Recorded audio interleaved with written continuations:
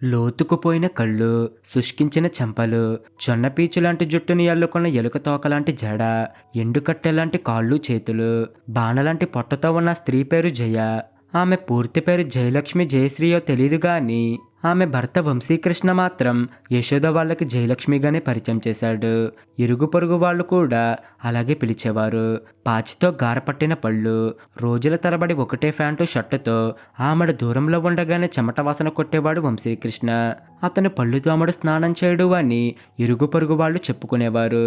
అది నిజమని నిర్ధారిస్తూ ఒంటికి మురికి బలం, పంటికి పాచి బలం, మట్టిలో కలిసిపోయే శరీరానికి మట్టి అంటితేనేం అనేవాడు వంశీ. ఇంకా నయం, పుట్టినప్పుడు బట్ట కట్టలేదు, పోయేటప్పుడు అది వెంటరాదని తిరగకుండా ఏ మురికి బట్టలో కట్టుకుంటున్నాడు.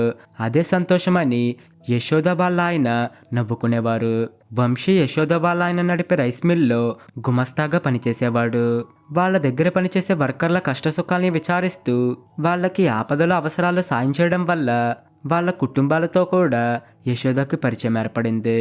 ఆ చిన్న టైంలో వేరే కాలక్షేపం ఏమీ లేని యశోద ఇంటి పని అయ్యాక ఇరుగు పొరుగు స్త్రీలని పోగేసి కుట్లు వల్లికలు వగేరా నేర్పుతుంది. యశోద భర్త రేవంత్ పరిభాషలో మహిళా మండలిగా వ్యవహరించే ఆ గ్రూప్ జయ కూడా సభ్యురాలే. జయ కూడా యశోద దగ్గర ఏదైనా నేర్చుకోవాలని ఉన్నా పాపం ఆమె ఆరోగ్యం అందుకు సహకరించేది కాదు. జయ ఎప్పుడు ఏదో ఒక అనారోగ్యంతో బాధపడుతూ ఉండేది. రైసు మిల్ నుంచి రాత్రి 10 గంటలకు ఇంటికి చేరిన వంశీ తెల్లవారు 5:30కి నిద్రలేచి వంటంతా తనే చేసేవాడు. పిల్లలిద్దరికి స్కూల్ దగ్గరే. పొద్దుట అన్నం తిని మళ్ళీ లంచ్ అవర్కి ఇంటికి వచ్చేవారట. ఇవన్నీ ఇరుగు పొరుగు వారు చెప్పుకునేవారు. అనాకారి అయినా అనారోగ్యంతో బాధపడుతున్న జయ పట్ల వంశీకి ప్రేమ రవ్వంతైనా తగ్గలేదు. రోజు మొగుడి రసికత గురించి సిగ్గుతో అందరికీ చెప్పేది. ఆయనకి నేనంటే ప్రాణం, నేను పక్కన లేకపోతే ఆయనకి నిద్ర పట్టదు అని ఒకసారి, మా పెళ్ళైన కొత్తలో అంటూ మరోసారి చెప్పేది. సిగ్గు ఆమె చెంపలపై వికృతంగా బంకర్లు పోయేది. ఉన్నట్టుండి ఏమైందో గాని ఒకరోజు జయకి అనారోగ్యం ఎక్కువయ్యి వంశీ ఆమెని పిల్లని తీసుకొని ఆమె పుట్టింటి వాళ్ళ ఊరికి వెళ్ళాడని రేవంత్ చెప్పాడు. వారం రోజుల తర్వాత ఒక రాత్రి 11 గంటలకు వచ్చాడు వంశీ. ఏమోయ్ వంశీ, మీ ఆవిడ బాగానే ఉందా? ఇద్దరూ ఒకేసారి అడిగారు. గుళ్ళును ఏడుస్తూ చెప్పాడు అతను. జయ బతకదని డాక్టర్లు చెప్పేశారు సార్. యశోద గుండె కలుక్కుమంటుంది. పాపం జయ, చిన్న వయసులోనే ఇంత అనారోగ్యం. ముందే ఆమె చనిపోతే ఎటుగాని వయసులో పిల్లలు ఏమైపోతారనే వేదన యశోద మనసుని కోస్తుంది. 10,000 రూపాయలు రేవంత్ని అడిగి తీసుకొని వంశీ వెళ్ళిపోయాడు. మరో 2 రోజుల తర్వాత జయ మరణ వార్తని వంశీ స్వయంగా రేవంత్కి ఫోన్లో చెప్పాడు. 2 నెలల తర్వాత రేవంత్ భోజనం చేస్తూ చెప్పాడు, వంశీ మళ్ళీ పెళ్లి చేసుకుంటున్నాడు. నేను పెద్దగా ఆశ్చర్యపడలేదు. అది నేను ఊహించిందే. కానీ భార్య మరణించబోతుందని గుండెలు అలసిపోయేలా రోధించిన వంశీ ఇంత త్వరలో పెళ్లి చేసుకోవడం జీర్ణించుకోలేకపోయాను. కానీ సమస్యని అతని వైపు నుంచి ఆలోచిస్తే అతను చేస్తుంది కరెక్టే అనిపించింది. భార్య పోయాక పిల్లలిద్దరికీ సంరక్షణ బాధ్యతను అత్తగారిపై వదిలేసి అతను ఒక్కడే ఇక్కడుంటున్నాడు. వయసు పోయిన ఆవిడ మాత్రం చిన్నపిల్లని ఎంతకాలం సాకగలదు? కానీ అతని పెళ్లితో మరో సమస్య ఎదురవుతుందేమో. అతను పెళ్లి చేసుకోబోతున్న ఆమె అతని పిల్లలకి తల్లి అవుతుందో లేదో అన్నాడు రేవంత్. మరో వారం రోజుల తర్వాత వంశీ పెళ్లి వార్త వింది యశోద. ఆమె పేరు శ్రావణి అని. పిల్లల్ని కన్నతల్లి కంటే ఎక్కువగా ప్రేమిస్తుందని విన్న యశోద గుండె తేలికపడింది. యశోద నడి వయస్కురాలిపై పరిశీలనగా చూసింది. ఛాయ తక్కువైన కలగల ముఖం ఆమెదే. వెలిసిపోయిన చీర జాకెట్ ధరించిన అవి శుభ్రంగా ఉన్నాయి. మా అత్తగారండే, పేరు సుశీలమ్మ, పరిచయం చేశాడు వంశీ. కూర్చోండమ్మా అని కుర్చీ చూపించింది. పర్వాలేదండి అని మొహమాటంగా నవ్వి నేల మీద చితికలు పడింది ఆవిడ. మా అత్తగారి గురించి నేనేం చెప్పినా గొప్పలు చెప్తున్నాను అనుకుంటారు, కానీ ఆవిడ వంట గొప్ప రుచిగా చేస్తారండి. రుచికి రుచి, శుభ్రానికి శుభ్రం, మన టైపు కాదండి అన్నాడు వంశీ. యశోద అత్తగారు బాత్రూంలో జారిపడి కాలు ఫ్రాక్చర్ అవ్వడంతో ఇంటి పని, పిల్లల్ని స్కూల్కి తయారు చేయడం, అత్తగారి సంరక్షణలో సతమతమవుతున్న యశోద రేవంత్ ప్రతిపాదనతో వంట మనిషి కోసం ప్రయత్నించింది. వంట మనిషిని చూడమని వంశీకి చెప్తే 4 రోజులైనా కాకుండా అతని అత్తగారిని వెంట పెట్టుకుని తీసుకురావడంతో తేలిగ్గా ఊపిరి పీల్చుకుంది. అలా మొదటి చూపులోని యశోదాకు సదాభిప్రాయం ఏర్పడిన ఆవిడ మరుసటి రోజు నుంచే ఇంట్లో వంటకి రావడం మొదలుపెట్టింది. అమృతం లాంటి తన చేతి వంటతో అందరినీ మెప్పించింది. సుశీల అమ్మగారిది ఒకప్పుడు కలిగిన కుటుంబమే. ఆవిడ భర్తకి 4 ఎకరాల పొలం ఉండేది. ఆయన స్నేహితుడి వ్యాపారం నిమిత్తం బ్యాంకు లోన్ తీసుకున్నప్పుడు ఆయన హామీ ఉన్నాడంట. ఆ స్నేహితుడి వ్యాపారంలో నష్టం వచ్చిందని ఐపీ పెట్టాడట. ఆయన హామీ ఉన్నందుకు ఆ లోను తీర్చవలసి వచ్చింది.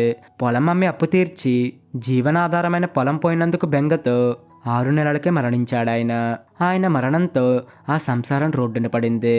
పెద్ద కూతురు జానికి పెళ్లి చేయడానికి సుశీల అమ్మగారు నానావస్థ పడింది. అల్లుడు పేపర్ బాయ్ పనిచేస్తున్నాడు. రెండో కూతురు శ్రావణిని వంశీకిచ్చి పెళ్లి చేసింది. మూడో కూతురు గీత మానసిక లోపంతో పుట్టింది.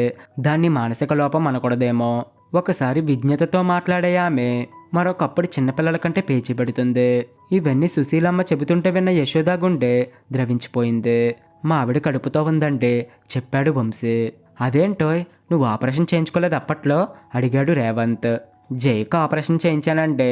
అది ఏదో ఒకరోజు బాల్చి తన్నేస్తుందని, నేను రెండో పెళ్లి చేసుకోవాల్సి వస్తుందని తెలుసు. నేను ఆపరేషన్ చేయించుకుంటే సమస్యలు వస్తాయి కదా. సవతి పిల్లలందరున్నా తనకి సంతానం లేదని రెండో భార్య గొడవ పెడుతుంది కదా. అందుకే ముందు చూపుతో జైకి ఆపరేషన్ చేయించాను. యశోదకు నవ్వాలో ఏడ్వాలో అర్థం కాలేదు. అతని భార్య మరణానికే కాదు, తను రెండో పెళ్లి చేసుకోవడానికి కూడా కొన్నేళ్ల కిందటే మానసికంగా సంసిద్ధుడైనందుకు అతన్ని అభినందించాలో అసహించుకోవాలో అర్థం కాలేదు యశోదకు. ఆర్థికంగా చితికిపోయిన సుశీలమ్మ గారికి, నెల తప్పిన శ్రావణికి చేతనంత ఆర్థిక సాయం చేస్తూనే ఉన్నారు. యశోద ఇంటి వెనకున్న అవుట్ హౌస్ ఖాళీ చేయించి సుశీల అమ్మగారి కుటుంబాన్ని అందులో ఉండమన్నారు. ఆ రకంగా ఆవిడకి నెలకి అద్దె కట్టే ఖర్చు తప్పింది. శ్రావణి చనిపోయింది డెలివరీ టైంలో.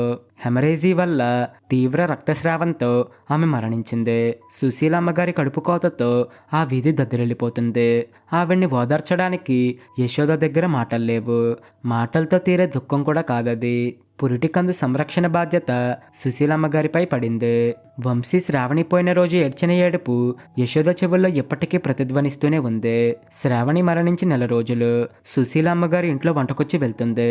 మనసు కాస్త కుదుటపడే వరకు పనిలోకి రావద్దన్నాను కదండి, మేమేదో తంటాలు పడతాం కదా అన్న యశోద మాటలు వినిపించుకోలేదు ఆవిడ.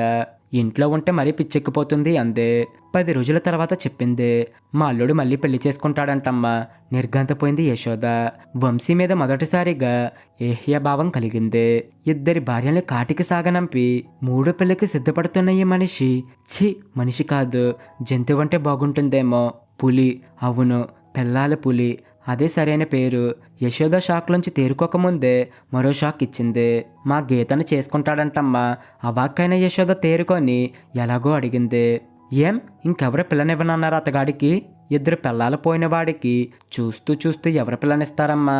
గీతను అతనికి ఇవ్వడం మీకు ఇష్టమేనా? అన్నీ సవ్యంగా ఉండి ఆరోగ్యం ఉన్న వాళ్ళకే పెళ్ళిళ్ళు అవ్వడం కష్టంగా ఉంది. మతి స్థిమితం సరిగ్గా లేని పిల్లని ఎవరు చేసుకుంటారు? భార్య చనిపోతే మరదల్ని చేసుకోవటం లోక సహజమే. నేనున్న పరిస్థితుల్లో కట్నమిచ్చి పెళ్లి చేయలేను. కట్నమిచ్చి చేద్దామన్నా గీతని పెళ్లి చేసుకోవడానికి ఎవరో ముందుకు రారు అంది నిస్సహాయంగా. 10 రోజుల తర్వాత గీతకి వంశీకి గుడిలో పెళ్ళయింది. పెళ్ళైన మరునాడు పనిలోకి వచ్చిన సుశీలమ్మగారి కళ్ళ నిండా నీళ్లు. ఏమైందండి ఆందోళనగా అడిగింది యశోద. ఆవిడ చెప్పిన దాని సారాంశం ఇది. క్రితం రాత్రి గీతకి వంశీకి శోభనం ఏర్పాటు చేసిందట. ఆవిడ గదిలోకి పంపిన పావు గంటకే గీత ఏడుస్తూ తలుపు తీసుకుని తల్లి దగ్గరికి వచ్చిందంట.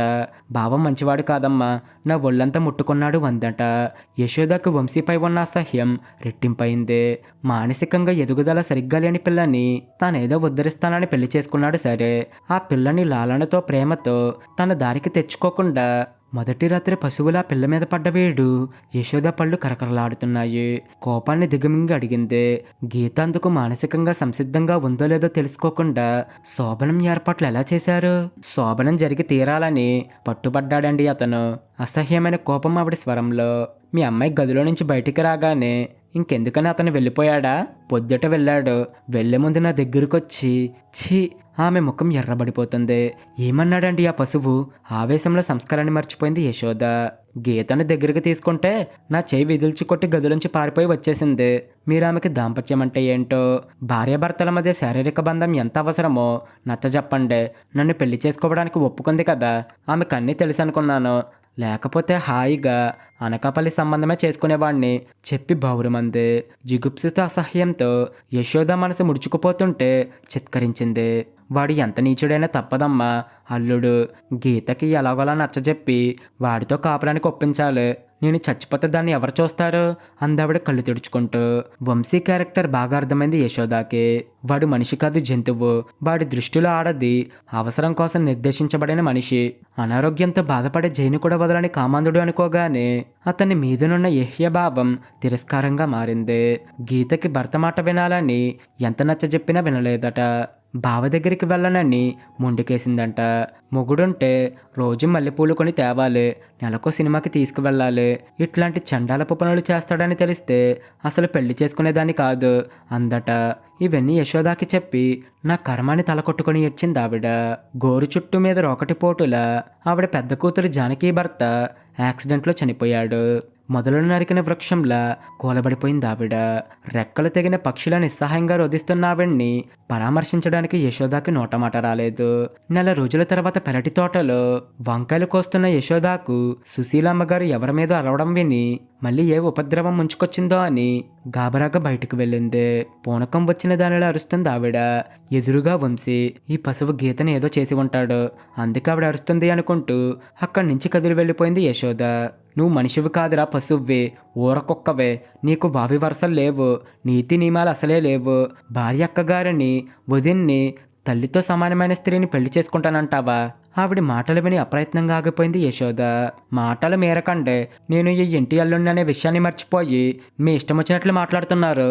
నాకు పిల్లనిచ్చే వాళ్ళు లేక మీ అమ్మాయిని అడగడం లేదు. నేను మంచివాణ్ణి కాబట్టి వితంతువుని, కొన్నాళ్ళు ఇంకొకరితో కాపురం చేసిన దాన్ని, పెద్ద మనసుతో పెళ్లి చేసుకుంటానంటున్నాను. నేను పెళ్లి చేసుకుంటానంటే రేపు ఈ పాటికి 10 మంది అమ్మాయిలు క్యూలో నిలబడతారు తెలుసా? నువ్వు నా అల్లుడివా? నా కూతురు చచ్చిపోయిన రోజే ఆ బంధాన్ని తెంపుకోవాల్సిందే.